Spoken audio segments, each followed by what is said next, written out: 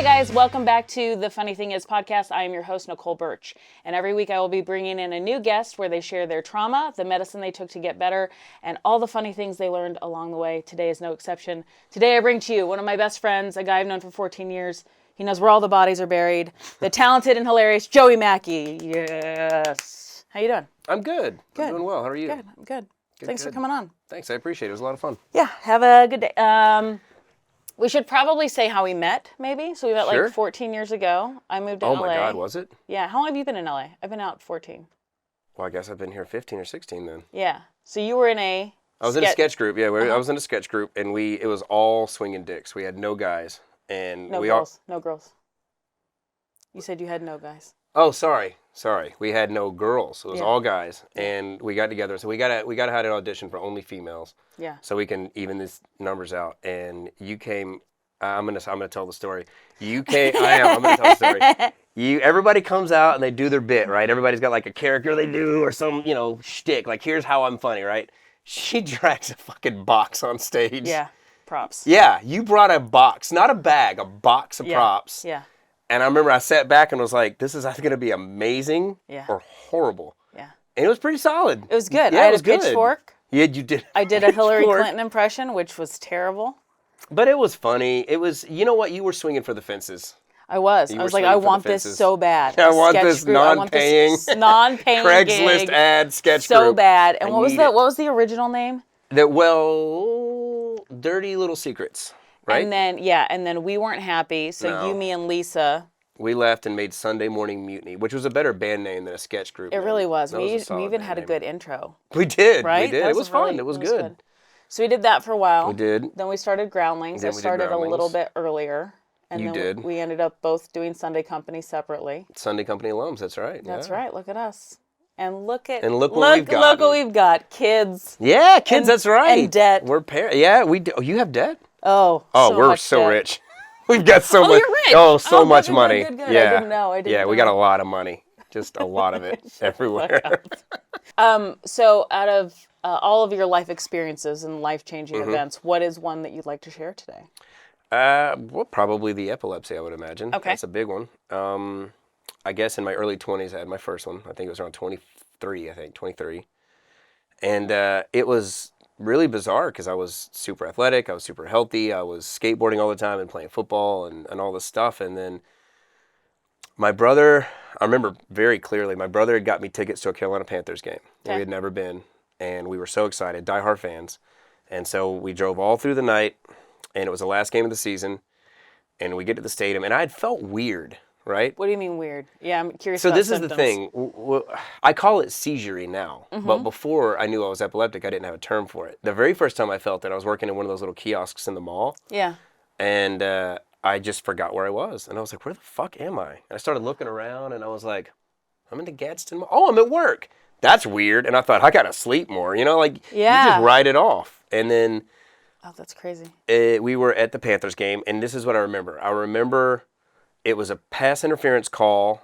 The Panthers had the ball. Muzim Muhammad got interfered with by the Saints cornerback.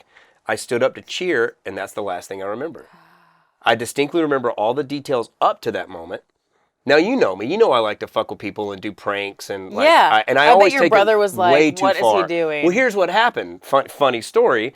When I stood up to cheer, right, because we got the flag. But then when I stood up, I had the seizure started. So I fell down. My hand landed. Well, I mean, I kind of just crumpled, but my hand landed on the guy next to us who didn't get up. It landed on his dick. And then I start seizing. No. It's funny to you. You didn't have the seizure. But when you have a seizure, what do? You shake, right? So imagine my hand on a guy's dick doing this.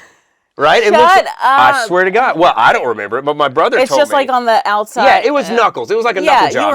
I wasn't gripping the shaft. Yeah, okay. So my knuckles are just like dragging this guy's dick, and my brother was like, oh my God, dude, you don't even know him. It's the first fucking quarter. If you're going to fuck with people, wait till we're about to leave. And then, seizures last a while, right? And he's like, oh my, are you going to finish him? Like, what the fuck?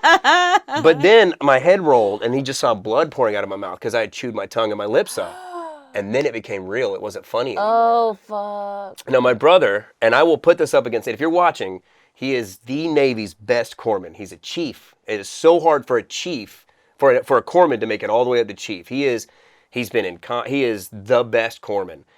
And he was working at a hospital at the time. And he said, when it's your family, he goes, I would have been able to triage anybody in the moment. As soon as it was you, he goes, all of my medical knowledge was out the door. I was like, I need spaghetti and help. I want to eat to feel better. He's like, I have no fucking clue what to do. He started waving his hands. Yeah. Thankfully, Bank of America, formerly Ericsson Stadium, staff was there in a heartbeat. Like within seconds, he goes, I don't know how they did it. They must have cameras watching people because he goes, they had a stretcher up there. They took you out. Now, here's what I remember. I remember cheering, right? And then I remember opening my eyes and wind only being on my nose.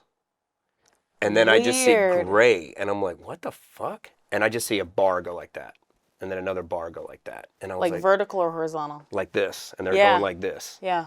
And I was like, what? And it's just wind, but only on my nose. And I was like, what the fuck is going on? And I start like looking around and I'm like, why? I'm looking up at people. Yeah. And then I'm like, I'm on a stretcher. I'm in a parking garage. I'm taped down to a stretcher. Yeah. I've never been on a stretcher. I used to volunteer, with medics and stuff. I was like, I've helped people with stretchers. So I recognize the sounds now. And then I look up and I'm like, they're in uniform. Fuck, those are EMTs. I'm on a stretcher. Okay. Oh my God. And then I was like, I don't know my name. Who am I? And I start looking around. I'm like, I don't know anybody. I'm like, all right, okay. Well, move something so you know you're not paralyzed. So I go to move a toe or a leg and none of that shit works. And I'm like, okay, we'll circle back to that. Keep fact finding, right? Like survival. Like just keep figuring out what the fuck's going on. So they get me in the ambulance. They start an IV and I felt the IV. So I'm like, okay, well, I can feel shit, right? So I'm feeling something. Right. And I look up like this and, there's this little, it's about this big window between the front of the ambulance and the back. Right. And I see this person like this the whole fucking time, just like peeking. And I'm like, okay, that person's not acting professional. They clearly have an emotional attachment to me. I don't recognize them yet. But that person is acting different from everybody else. So at least I'm not alone. That person knows me somehow. Right. Let's go back to your feet. So I wiggled a toe and I'm like, okay, all right, you can wiggle some shit. So your movement's probably coming back slow. What's your name? Nope, that's not there yet. Okay. Oh my God. So I just keep fact finding. And about every few minutes, something else comes back, a memory or a movement. And then eventually I can talk. And I go, hey, what happened? They go, you had a seizure, bud. And I remember the tone he used because I use it with patients when I come up on like a car wreck or something. You want to be even, keeled, calm, and you always assure, oh, you're fine, bud. Now your arm just fell off. We're going to put it right back on. Doesn't matter what it is. You tell them they're fine. Right.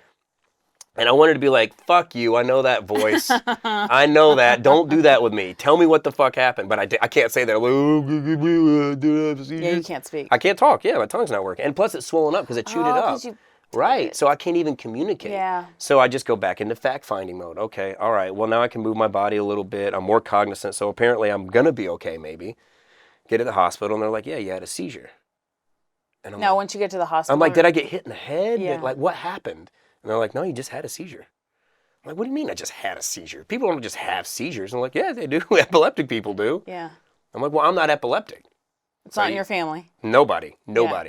The best part is if the guy who was peeking through wasn't your brother, but was the guy you were jerking off. That would be the best. He was, because he owed me money for the job. Yeah. He was just wanting to pay you. Keep going. So you're at the hospital. So I'm at the hospital thinking about this guy's dick. And hoping I could just get my knuckles on that shaft one more again. And no, they give me Valium and I'm like going in and out of sleep because now I'm drugged up. And I keep asking, I'm like, oh, my brother did piss my mom off, right? Because I'm super athletic and was doing all this shit. Right. So I should have no issues. And my mom gets this phone call and she goes, hey, we had to leave the game. Joey had a seizure at the hospital, and then hung up. That was all because he had to call everybody and he was nervous. So he just called everybody, let him know what happened, and then ran right back in the room. Oh, no. She was livid. So we drove all the way back. I recovered. That family's kind of like, what happened? We go and meet with a neurologist. And the neurologist is like, yeah, sometimes you just have them. Thanks, bud. I was like, yeah. What the fuck does that? No. You don't just, he goes, yeah, a lot of people, and this is true. A lot of people will have one seizure in their early 20s and they never have another one ever again. And I said, so what do we do? And he goes, well, you got to wait and see if you have another one. That's so weird. The thing is, what I've come to learn about epilepsy is it is so under-researched. Mm-hmm. It was, one of my neurologists told me, he goes, a major breakthrough in epilepsy will happen when a senator's kid has it. Oh. And I was like, that's bullshit. Wow, that sucks. He goes, once it becomes somebody's pet project and they can divert money and funds, but like they couldn't even tell me why I had them. They could only give me an MRI and verify that I had it. Yeah. Now, at that time, so that's like almost 20 years ago, not quite. Yeah, it's coming close to 20, yeah. What were they giving medication for that stuff? So or no? the first time he was like, we don't recommend medication because we don't know if it's a regular thing for you. Right, it could be a one-off. So, and I didn't have insurance. By the way, my credit was wrecked in my 20s because I didn't have insurance. So I had to sign up for all these credit cards that I didn't want and then max them all out for like MRIs and CAT scans and then more MRIs. And this guy doesn't like these MRIs, so now I have to pay for a different MRI. Oh, well, they don't use the imaging center that I want. So I just maxed it all out and I was like, I don't give a shit if I have bad credit. Like, I don't care. So then I have cut to maybe 2 years down the road, I have a second one. Mm-hmm. And so everybody's like, all right, well, now you got him. You got epilepsy. Yeah. And I was like, okay, well, what's the treatment? He's like, we're going to put you on this stuff called Dilantin. Okay. Yeah, I looked that up. Yeah. That was my first one. That one was awful. Yeah. It dries your mouth out, and I could feel it just numbs you. Like I just sat there like this all day. Yeah, and I looked up that a lot of the seizure medications are also used as painkillers.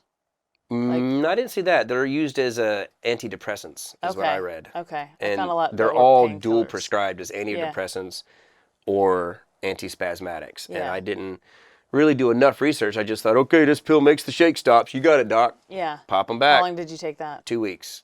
And you were done. I told him, I was like, fuck this. Yeah. I was like, I'm not me anymore. And I'd rather seize and be me than not seize and just be this fucking drooling thing at a desk. Now, is the risk, because I know when people, if someone were to die from a seizure, it's usually not the seizure itself. It's usually like them falling from it, but they could die from it itself. It could, because when you have a seizure, you don't breathe. That's when my face turns blue. So if I seize for a full minute, then my face goes without oxygen. And when you go without oxygen, like your blood turns, or your face turns blue, and you start, and then you gasp afterwards because you finally get air. Yeah. But if a seizure lasts long, or multiple seizures in a row don't allow you to get oxygen, you can die that way. Yeah. You can hit your head on the way down. Yeah, I heard a lot of the accidents that happen when you fall, bite stuff. Samari Roll, NFL player, he had seizures. And then Demarius Thomas, he unfortunately passed away by having a seizure in his shower. Oh, no. That's what happened, yeah. So, I mean, it's more people have it. People have been open about it. I can't think of his name right now. He's a phenomenal Hugo Weaving. Yeah. Mr. Anderson from the Matrix. He's epileptic. Yeah.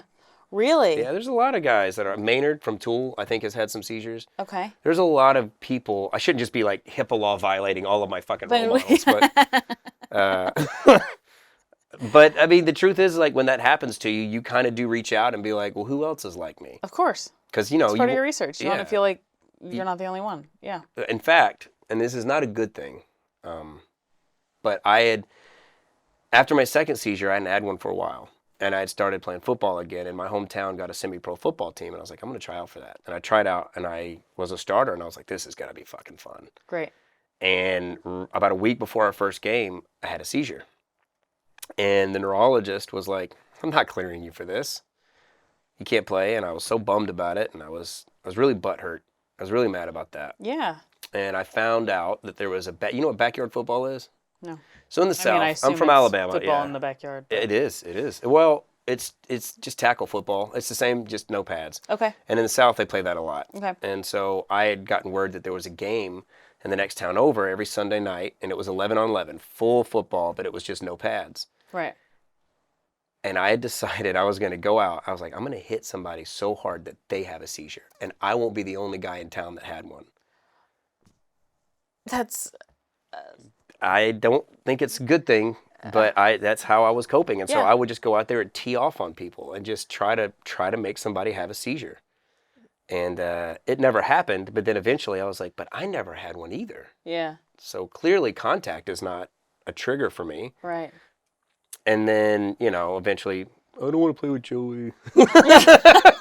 You're just taking out the whole town. I'm getting mine too. I mean, I'm not a big dude, but like I have a high enough pain tolerance where I would just be like, okay, he got the best. I'm gonna get up and I'll get him next game or whatever. But eventually, I just didn't have a seizure, and I was like, okay, all right. So that was kind of therapeutic to get that out, and because when somebody tells you something's wrong, the first feeling for me, I can't speak for everybody, is that for some reason now I'm less than normal. Of course, yeah. So I had to prove that I was still normal. Right. I can hit you harder than you can hit me. I have epilepsy. Right. And then eventually it was a crutch, and you just keep finding ways to cope with it. And that was the first way I coped with it. Okay. So you've had it for almost 20 years. Is this something, like, they say you're born with it, or does it just kick in? No, it kicks in. It's like a growth. It can be, from the way it was described to me, it could be many things. It could be like contact from your head when you were younger. It could just be a growth deficiency, and it could just be something that they don't understand yet. Just a random that they need to test. A random thing. So what? Little thing I did find out. I remember how Jesus in the Bible would cure people who had demons in them. They were having seizures. And then the demons leaving them was just the seizure finishing. Oh, God. And they would be passed out and be like, yeah, he's exhausted because the demons left him. Like, no, he just had a seizure. Yeah. And you interviewed these people? Yeah, I have a time machine, and I went back in time. Just making sure. Okay. And, well, no, there's either two theories here. Yeah. You either believe that a Jewish zombie touched people and demons left their body. Correct. Or they had seizures and then the seizures stopped out. Yeah, there's science. So, I mean, you choose whatever road you want. Yeah. But you start looking throughout history and like, okay, people have had it. Like, it's a thing. Maybe mine will go away. Now, I will say I haven't had one in several years, but... That's what my next... Well, let's go with, like, what was the medicine? So you said you tried Dilantin. So we tried Dilantin, like, and I told him, I was like, fuck this, I hate it. And so he said, we're going to switch you to a different one, which I think was Trileptal, was my second one. So I had what's called a breakthrough seizure. When an epileptic patient changes seizure medications, there is a moment where, because seizure medicines work by getting levels in the body. Right. So if you stop taking one, those levels go down. And if you start taking another one, those levels are building up. And there's a point where you've got none of this, right? And they're going up, and now your seizures threshold is much lower because you have no medicine. Okay. So I had a breakthrough seizure when I switched to Trileptal, but then Trileptal worked for a little bit. Okay. How'd that feel? It was all right, but if I was being honest, I'm like, it doesn't feel like it does anything. Because I still kind of feel seizure-y sometimes. And then I had a seizure while I was on Trileptal one time, and I was like, great, I'm just not taking medicine anymore. Fuck this. And also, one of the seizures damaged my circadian clock, the part of my brain that regulates sleep. So now I have like lifelong insomnia. Oh. So like this morning, I woke up at 1:30, went back to bed at 3:30, and then I got up at 7. Like, it's just, you sleep where you can, how you can. If I can get 5 hours, I'm solid. Oh my God. Best I can get. So that's great with newborns, though. Oh, I mean, well, I actually gave myself a seizure with Scarlet because I was just like, I was like, Lori, my brain's fucked up anyway. Get some sleep. And then my brain was like, well, we do need some sleep, motherfucker. You got to get a little bit. So I did have one with her, but I mean, again, it was worth it because she's worth it. But so I got on Trileptal, and then I had one. I was like, no more. And then I got out here, and my doctor out here, Lori, my current wife, made me go. She was like, you got to go to the neurologist. You have to go see it. Yeah. And I was like, okay. And he put me on this stuff called Keppra. Okay. Keppra is the most widely used seizure medicine. I had read a lot of really good things about it, but it's still a seizure medicine, which is not what I wanted to take. And the side effect is anger. Which you don't have any anyway, right? After the football story you told. No. Okay. So yeah. I would say that was... So here's the thing. When you have brain damage like I do, one of the things you notice is it says it can alter your personality a little bit. Sometimes it can... I actually knew a guy who was in Iraq and he had shrapnel going to his brain, and he used to tell people, like, I'm just a lot more blunt ever since then. And I always been like, nice excuse, bro. Yeah. Me too. But I get it, though. He's right a little bit. Like, I'm a little bit more quick. The fuse is a little shorter, you know? And I was, like, nervous about taking Keppra because, the fuse is already short. Every time a guy broke up with me, Joey would go to them and threaten their lives. Every single Only the ones that were dicks, which were pretty much all the ones you dated. Yeah, the ones you dated were dicks. They were all of them. They could get it, too, if they wanted it. Yeah.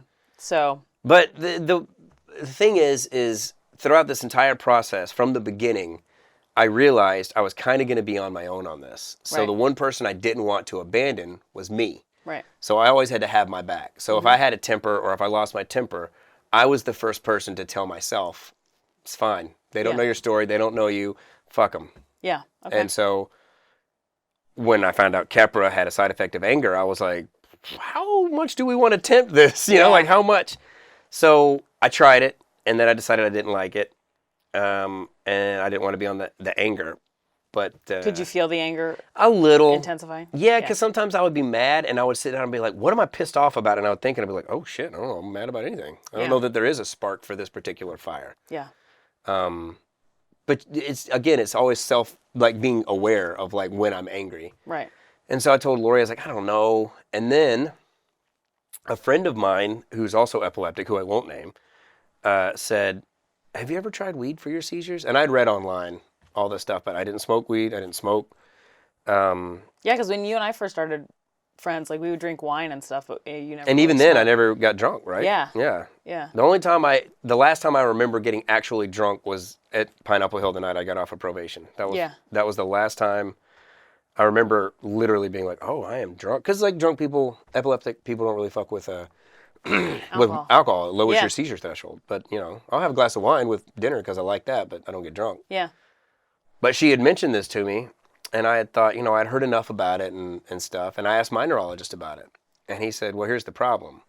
Marijuana is not federally legal. So medical researchers cannot start trials and testing on this until it's federally legal.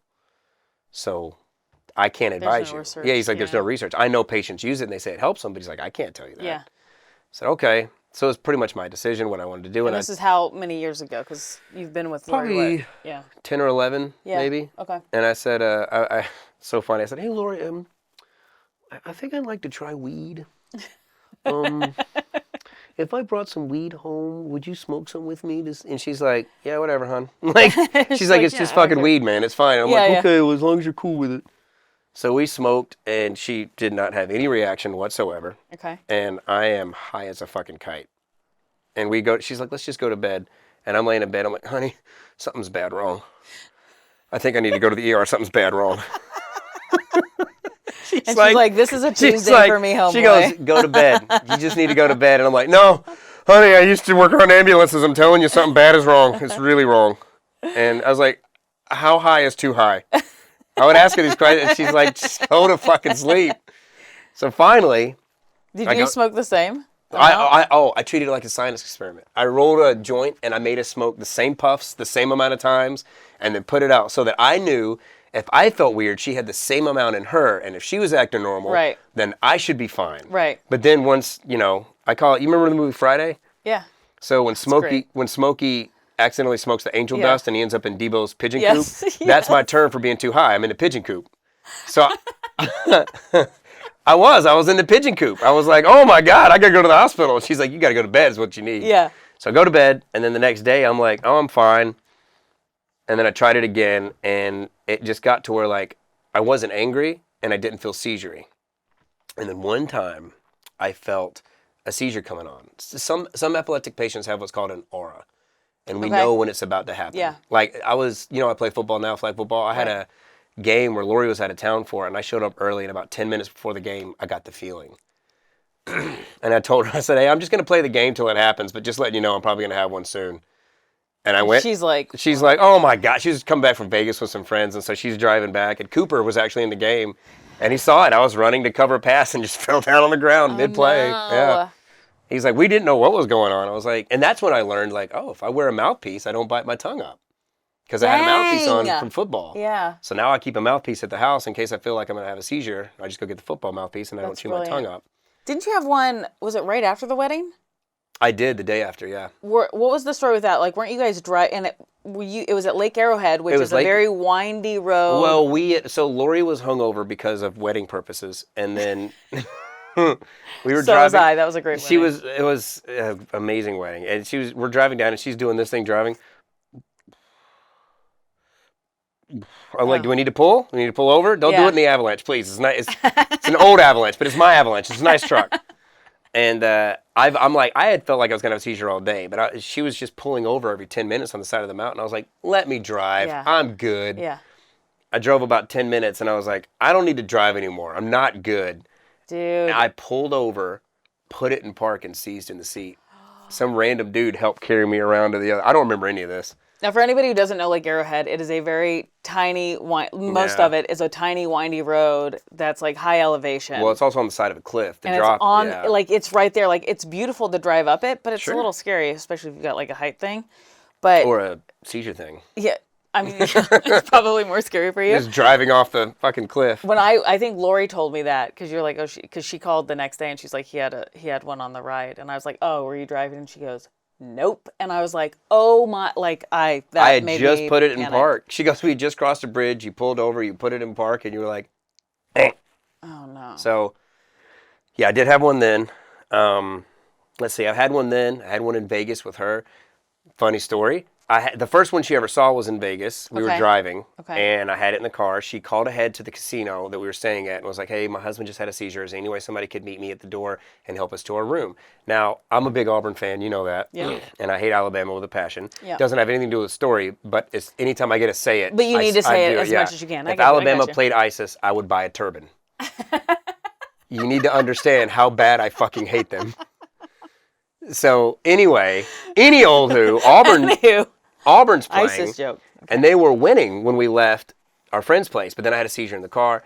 They meet us. It was really nice. They had a wheelchair, and they helped me up to the room. And Lori said I hadn't said it. I hadn't come back yet. And I remember I was like finally waking up, and I was looking around. I was like, oh, no, I bet I had a seizure. And I looked up, and I saw the Auburn score, and we were losing now. And she goes, you just looked up, and you went, oh, God damn it. And she goes, he's coming around. He knows he's feeling better. Yeah, he's getting better. He knows who he is. Yeah, I was like, fucking Auburn. Oh, he's fucking it up. Come on, Auburn. Come on. They pulled that game out, by the way. They did pull that game out. That was the game Laquan Treadwell broke his femur. He was a Ole Miss receiver. I saw that, yeah. He was a good receiver. I was pulling for him in the NFL.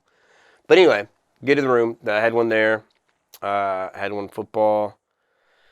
I had like how many do you think? Under a dozen? Probably under a dozen, but not by much. Okay. I think they're not really embarrassing per se, but there was one that was embarrassing. I had to go to London for work. Okay. And I didn't like anybody that I worked with. They're British, and I don't dislike them because they're British, but we didn't have a lot in common. And I was the only American employee at the satellite, and they flew me over to train me, and I didn't really know any of them. And they were all kind of like pretentious old white assholes. I just didn't really like them. Yeah. And then I had a seizure in front of them, and I didn't like that. That bummed me out a lot. And I was trying to like be tough about it, but it was like the high was 30, the low was in like the low teens, and the room they put me in had no hot water. So I was taking ice cold and no heat. So I was not sleeping, and I was taking, which I go camping a lot. Like I got a lot of Scottish blood in me. I like cold water. So an ice cold shower is invigorating. But then in the middle of the night when I'm under like 4 blankets and I'm shivering all night, like the lack of sleep, the time change, everything. You're putting your body through hell. It did, yeah. So I had one there. That sucked. That was probably the one. Did they treat you? Did they treat you any differently or what? No, well, it's that same fucking shit that people always do. Are you okay?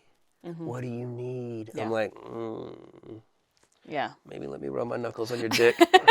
That always makes me feel better. But no, I was just like, I pretty much go into like survival mode. Like I want to be away from all of you. Let me just go to a room and drink water and rehydrate and be better. Right. So that's what I did. They put me up in a different hotel room. And then I think the scariest one I had by far, I can't prove it, but I think my heart stopped during one of them. Okay. I had one at my job here, or when I used to have a job before I left to be a parent. Mm-hmm. And I don't necessarily have an explanation or reason why, but I just woke up feeling different from that one. Okay. Where was it? Where were you? It was in Burbank. I was at work, and normally I wake up, I always say I don't want to go to the hospital. Was it like when you say work, cubicle, like No, it's big office? Open room. No, this company is a piece of shit, and they just rented a big giant fucking room, and they just put people facing the wall all around the edges. Okay. Did they at least have like the new age stuff where they've got bean bags and ping pong tables? No, no. I don't know that these pieces of shit would have done a lot for their employees. Let's say that. Okay, so they put them all in timeout. Yeah, okay, so we're all in timeout, and we have to focus on our work and only our work. Right. And but I had a seizure, and I woke up and everything felt wrong. And it's the only one I've ever had like that. Like my heart felt like it wasn't beating the way it was supposed to, and my heart hurt. Yeah. Physically hurt. Your chest hurt. Yeah. And like my I could actually feel your brain. You don't think about feeling your brain, right? Yeah. I could feel my brain, like swelling from the seizure. Like I could feel my head feeling like I wish I could open it up for a minute to give it relief. And so I can't prove I died or that my heart skipped a beat or something during that one, but I definitely did wake up differently from that one for whatever reason. And so that's been the only one that like scared me. But ever since that one, I've kind of been like, well, these things are going to fucking come. They come if they come. There's nothing I can do about it. I'm just going to do whatever I can do until either one of them gets me or I go. Was that the last one? Was that the last one? Or when was the last one? Scarlett. Okay. That was the last one. And she's 2.5. She'll be 3 in October. Yeah. Okay. But you're averaging like what, every 2-3 years? 2-3 years, so I'm You're due. getting about due. You're due. Yeah, I'm getting about due. I'm excited. Not here. No. I didn't sign any sort of medical disclosures for this. So I told my epilepsy, you hold off till we're driving. Shut up. No, the thing is with weed, and this is the thing that I like a lot about weed, which is very different from Keppra. When I feel an aura coming on, if I can smoke weed within about 10 minutes to 15 minutes of that aura happening, I won't have a seizure. Really? Yeah, it'll stop it. But I have to get it in as soon as I feel it. Yeah. And there are times where I'll be at the house, rarely, it doesn't happen often, but I'll tell Lori, like, oh, I call it, like, I do a rating. And anytime I feel a little off, I say, oh, I'm 10% seizure. Okay. And if it gets up to 20 or 30, then it's like, he might actually do it. So if I get up, I have this very same protocol. No matter where I'm at, I go, I smoke about half a joint, I put the mouthpiece in, and I call Lori to come get me. Now I'm at the house, so I don't have to call her. I go outside, smoke a joint, put the mouthpiece in, and I wait about an hour. And if I don't seize in an hour, then I'm good, and I go back to what I'm doing. That's insane. Well, that's what I got to do. Do you think that the weed, since the Keppra gets you like, what is it, Keppra? What'd you say? That gets you like the anger stuff, then the THC calms down. Well, that's also the other benefit of weed as well, is that Keppra you take at a regular basis to keep the seizures at bay. But weed is great because weed you can use less or more of depending on how I need it. So if I'm really stressed out or I'm really pissed off, the weed will help bring some of the Keppra rage, but also just some of maybe my natural brain damage or my natural personality. It'll help to calm me down. Like sometimes if the kids are just not listening to me and I haven't been sleeping a lot, I've noticed I'm a better parent. Yeah. I'll go outside, I'll smoke, I'll give myself 15 minutes, put it on Mickey Mouse or something, and then I come back in and I can listen to my kids as opposed to be like, now clean up your mess. Yeah. I can sit down and go, why don't you want to clean up your mess, bud? Yeah. And I'm more willing to get down on their level as opposed to just trying to parent at them because of all the different factors that are stressing me out. I'm also a great mom, but when I'm on cocaine. Yeah, really? Mm-hmm. See, weed would make me go to sleep. Cocaine, though, room's clean. You like she's booger having sugar? Fun. Yeah, booger sugar. I've always wanted to try that. I actually like drugs. I cannot imagine you on That's why I too. haven't. That's why I haven't. Like, you and I are opposite on that. Weed just makes me laugh for 10 minutes and then I fall asleep. No. I'll smoke a full joint and then work 8 hours on a roof, roofing a house. No, I would need cocaine to do that. Yeah. No way. I've always had more energy than anybody around me. Yeah. And when I play football, people are like, man, you run too much. You must work out, or you must have like high cardio. And I'm like, no. I'm just like running around. Yeah, I just like running. I'm exhausted, but this is fun. Isn't this fun? Yeah. That's why I like camping and going hiking forever. Cause you're a very active dad. I feel bad. Like, I'm glad that I'm dating Matt now, who can be like active with her, with my daughter. But by the time I get home, I'm like, man, I had you so. To me, I say so late. I'm sure there's plenty of other women that had kids you mean late way in life? Later. Yeah. Oh, I agree completely. I was 37 when I had her, but I'm also like, if I'm a dog, I'm a golden retriever, but like an old one. Do you know what I mean? Like, I had a lot of energy as a puppy, but now You're like pre-hip dysplasia, like right there. And I'm like, give me the CBD oil. My hip hurts. Like, I'm tired. Like, you just watch the frisbee sail into the distance. Yes, that's what I am. Go get I was like, yeah. When I was young, I was an asshole and I had a lot of energy, but I've burned it all out. And then I had a kid, and I was like, oh damn. I'm like that pit bull that can't stop stepping its feet in place. Like, I got to do something. I don't know what I got to do. Let's go. Yeah, that's absolutely it. That's absolutely it. And I'm thankful for that because I have a lot of energy, but I do wonder sometimes, I'm going to be like 80 and every bone's going to be creaky. Yeah. Which I guess is the way I want it because I think, being an atheist, I think you only get one life and one body. And I'm like, I would love to think that, like, man, I got every mile out of mine that I could. Yeah. I don't want to, like, turn in a 30-year-old used car with 8 miles on it. Like, I want to be like, this motherfucker drove this car. So that's the way I look at it. That's great. Okay, so with the epilepsy and the weed and Keppra, after all of that, what is the funniest lesson you've learned? It's okay to pee your pants. It's okay to pee your pants. It's okay to pee your pants. How many of those have you peed your pants in? Most of them. Oh, really? Yeah. Oh, most of them. That's great. At first it was embarrassing, but then it's just like, all right, man. Yeah, I pissed my pants during a seizure. I bit my tongue in half. Like, it is what it is. I think there's shit we worry about in our 20s and maybe even like part of our 30s that now I'm like, there was some traffic thing on the 405 and I was like, I'm going to have to, and I had Tootsie's, I had a dog, and I had Tootsie's puppy pads in the back, and I was like, I'm peeing on these because I'm stuck in the middle lane. There's nowhere to go. I pissed in a bottle before. Yeah. Yeah, well, you got the I got appendage. an aimer. I got an aimer. You got an aimer. Yeah, that's tough. Lucky. Yeah. You had to use the towel for the spray. I'd love to tell you that I only did that once. Did you go back and buy more puppy pads so you could do it in the future? You did. You know how you always keep napkins in the glove compartment? 2 puppy pads. Always. Okay. Always. Yeah, I mean, it's like, there's not a ton of super funny stuff. You know, I mean, I did almost jack a guy off, I peed my pants, like that. I mean, that's pretty rich. It is. There's a lot of juice in that squeeze if you want to talk about jerking a guy off with the back of your knuckles at a Panther game. I wonder if he is still around and like that's. I would love to know his version of that story. I bet he still thinks about me. He absolutely does. He does. I wonder if he like just goes to football games now hoping. Just like sitting like this? He's just like... A little strobe light trying to encourage people? Yeah, or like the ads in the newspaper, like the just missed, like we ran into each other, and there's people like in subways that are like, hey, I know I ran into you, you're wearing a blue scarf. He's like... To the guy who jacked me off mid-seizure. Where is my love? I miss you. Yep, I miss him too. I think that's a good spot to end, yeah? Yeah. Yeah. Thank you for being on the show. Yeah, thanks for talking to me. Yeah. I love you. I love you too. Great. And for everybody else, if you like this episode as much as I did, don't forget to follow me on all the social media platforms at The Funny Thing Is Podcast. Or you can follow me on my website, NicoleComedy.com. And as always, like, follow, and subscribe. Thank you.